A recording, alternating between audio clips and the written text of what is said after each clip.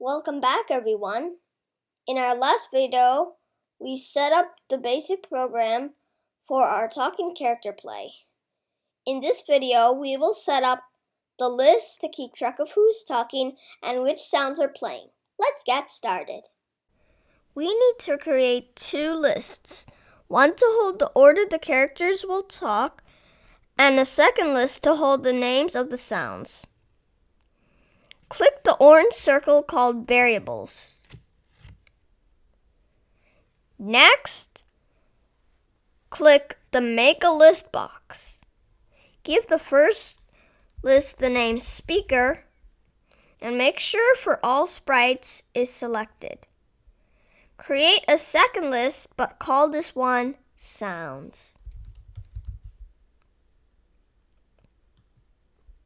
Now you have to decide with your friend what each sprite character will say and the order that each sprite character will talk. For our example, the cat will talk, then the bird, then the cat again, and finally the bird. Let's add that order to the speaker list by clicking the plus symbol and typing cat. Click the plus symbol again and type bird. Repeat this till we have cat, bird, cat, bird.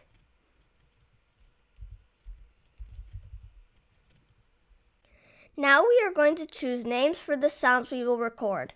This will be scene 1, so we will name our sounds with the prefix S1. Then we will use the first letter of each sprite name followed by the sound number in the order the sprite speaks. For example, the cat speaks first, so we will add an item to the sounds list called S1C1.